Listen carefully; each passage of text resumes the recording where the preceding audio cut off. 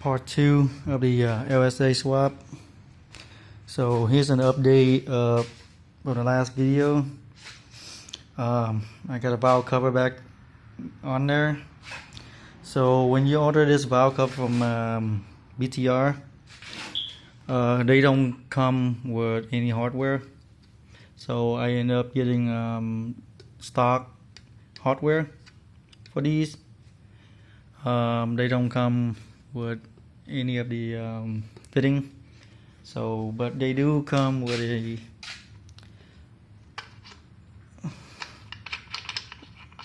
oil cap, and they also give one of the other one to block up the unused one. You know, these are designed to be at an angle for those that want to do like a different rocker, like a taller rocker, you know. So that's what they all look like on there. They come in red, silver, and black. Since I'm going everything black, so gotta be black. Finally unboxed the transmission. They pack it in the big ass box with a lot of foam, but it's actually pretty small. It's just from like right here from the bell housing to the back. I would say it's about 2 foot and 4 inch long. It probably weighed like about 120 pounds. So right now this is where it's gonna be resting on for a while until I get it mating to the engine. Just install the pilot bearing.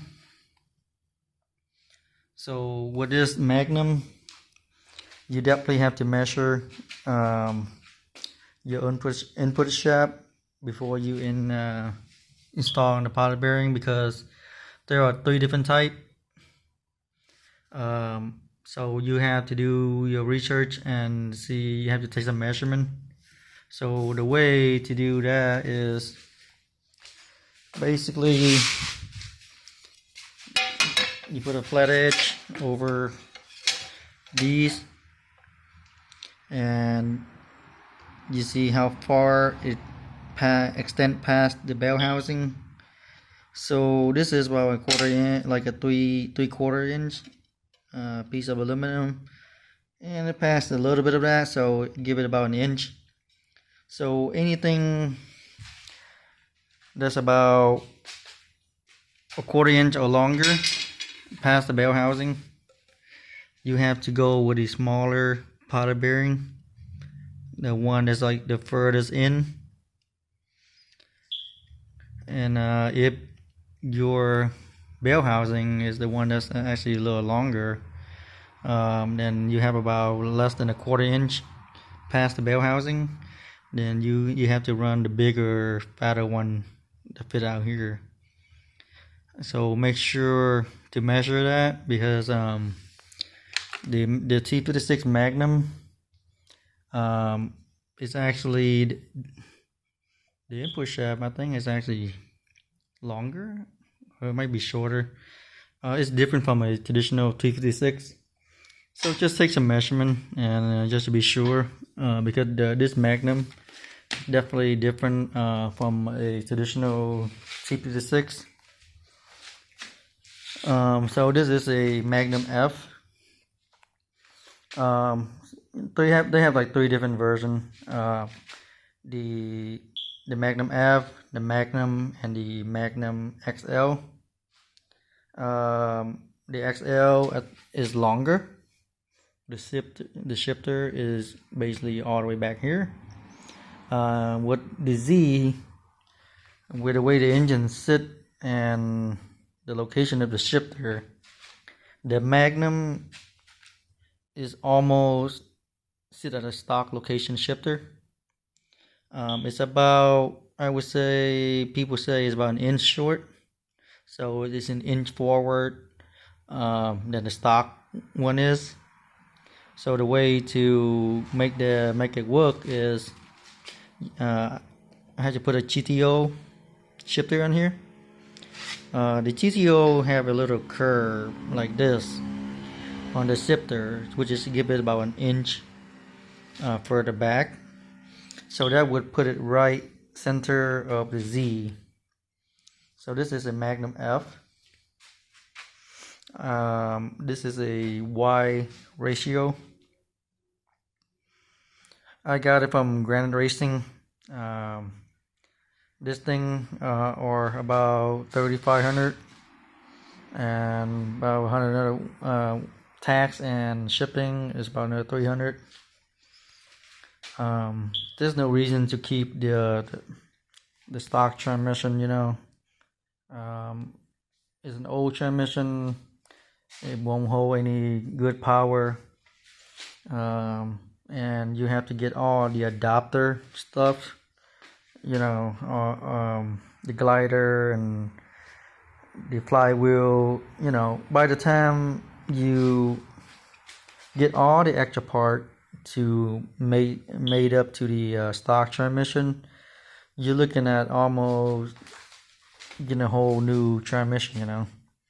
So Granite Racing, or yes, once in a while he run a promotion with a 10% discount. You know, you just kind of like hit him up and see when did he have promotion. But sometimes like he have like stack of these transmission sitting around. So he does run a promotion sometime, especially like now, the holiday coming up, like for Thanksgiving. So you can actually get this, you know, to your door for right about $35.50, you know. So you're saving about $300. All you need is to get a bell housing, then you're good to go, you know, and you can run any clutch for the LS. You know, by the time you do all the math and you add it all up, this is the best way. This is the best way to go, and make the swap so much simpler, because basically you're mating a LS transmission to a LS transmission technically, you know. So it's much easier. Everything you're gonna fit, everything gonna slide right in. Well, because they are meant to be. So right now I have it on the cart, strap it down. So you know, with my swap, you know, I'm doing everything new. So every single bolt, gasket, washer, whatever, I have to get new. So I have to get a bell housing, and I have to get every single bolt, because you know I don't have a old transmission that can use the bolt. Then I have to get all the bolt from the bell housing to the transmission. So technically everything on this car, on this build, is gonna be new, because I have no bolt for it. So I got a bell housing on there. I'm installing the hydraulic throwout bearing. So tomorrow, I just got a pilot bearing installed. So tomorrow I'm gonna have to do some measurement and put the flywheel on, you know, the whole flywheel and everything completely installed. Then I have to take some measurement. Then it might go in tomorrow. Hopefully tomorrow or by the end of this week, it can be one piece. So about the LOJ oil pan, I got it on there too. So the oil pan is designed to clear the steering rack and all that. So if you plan on getting this oil pan, you definitely need an extra part, which I purchased before even purchasing anything, because a seller on the 300 LSX conversion, you know, he was selling the oil relocator. So you know, it was a good deal, and I definitely gonna need it anyway. So I purchased from him, which is on the side of the oil pan right here. So this is where the two AN fitting gonna go in here. Then it go into an AN hose to the oil housing adapter. Because the stock LS oil pan, the oil filter is right here, and I guess it wasn't clearing the steering rack or something on the Z, so they relocated. We have to relocate that, and they also give you a new tube and the dipstick, so you won't be using the stock location. The stock location is here. They give you a little cap, kind of like a block up cap. So I install it. Then I also put a layer of the silicone out here, just some extra insurance, because I don't want it to pop out, or losing pressure, oil pressure. That's because we're not going to use that anyway, so I just block it up with some silicone. So that's about it on the oil pan. It's pretty much it is what it is.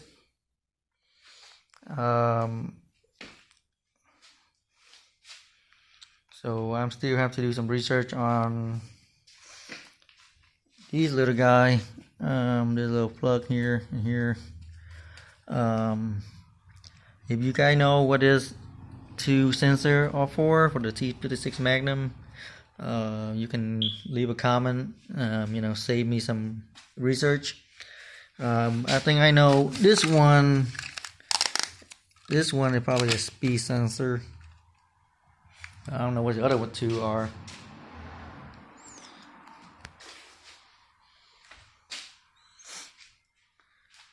Yep.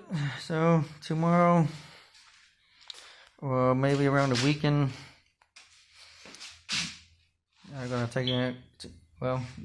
Maybe tomorrow night or Friday night, I'm gonna install the flywheel. Then it's gonna be permanently on there. I'm gonna take some measurement. Take a couple of measurement actually, and because with this hydraulic throwout bearing, there's not enough. They don't leave enough play between the surface here to the finger of the clutch. So it's about, they only allow about 0.150 of an inch clearance. So I have to buy some measurement tool to kind of do that. But this gonna make it a lot easier later when it's time to bleed the clutch and do everything else. There's no fork, there's no slave cylinder to worry about. I have it on the Evo and it's been great so far. I don't have to worry about anything with the slave cylinder or overextending the slave cylinder. Basically, your pedal go to the floor and you pretty much jack your clutch pretty much. That what happened to the Evo. So I went with a throwout bearing and get rid of the fork and everything. So the next time you're gonna see this, likely these two gonna be together. Then once that's together, I'm gonna set it aside. And then I'm gonna bring the car in here and start prepping the engine bay. Then once I get all the prepping done, then I have to still order the engine mount and the transmission mount. Then I should be able to drop it in with just the engine mount and the transmission mount, just to get some clearance, some measurement, and I have to clear the tunnel for the trimmets for the bell housing. I think, yeah, it wouldn't clear the tunnel. Then one great thing about this thing that everybody should invest is this leg for the engine, for the LS engine. If you definitely do a lot of engine, like LS engine, or you want to do a build and you have a stand for it, so it doesn't always hang from the hoist, or set it on the oil pan and jack it up, because this one is, I don't know, it's pretty thin, this aluminum, and I wouldn't trust it to put the full weight of the engine on there. It should be fine, but I don't trust it. So with this leg, it's awesome. This one, the engine just sit on here with no issue, and I can just hoist it up, put it in an engine stand. Yeah, one other thing is, like, this engine stand, traditionally you have like 4-point here, that you can mount it to the engine, but it also have some arm, to reach out like different directions and stuff. But no matter what I do, you try to line it up to the engine, the bolt on where the bell housing goes, it doesn't fit. I can get some, but I cannot get enough on there to be trusted to support the whole engine on here. So I end up getting this from ICT. It's specially designed. It's for LS engine. It's a one-piece billet aluminum. They have this extender, or the bolt, so everything here go to every single bolt on the on the engine bell housing location. And it's also have a spacer here, so it gives you about 2 inch of clearance. The great thing about that is when I was installing the harmonic balancer, and I need the engine to not turn so I can torque it down, I put the flywheel on here while it's on the stand. Basically I put it on and I put it on the stand. Luckily, due to the spacer here, I have enough clearance here for the flywheel, and I have the flywheel stopper, so to lock the flywheel in so I don't turn the engine when I torque the harmonic balancer.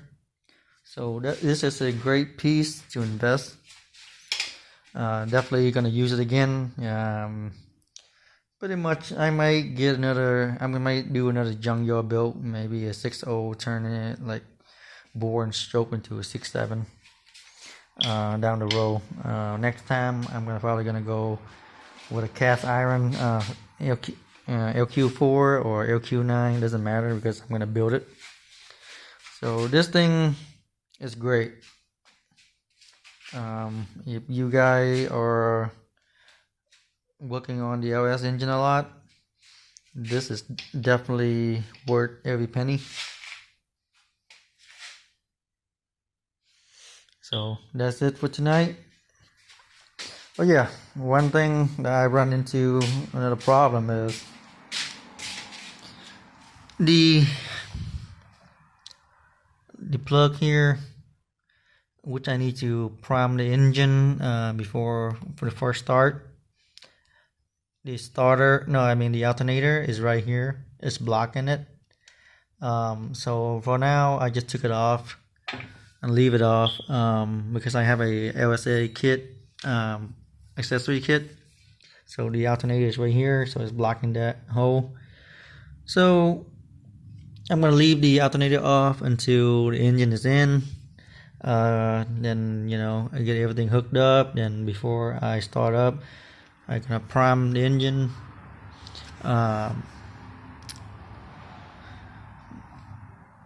Yeah, that's pretty much it.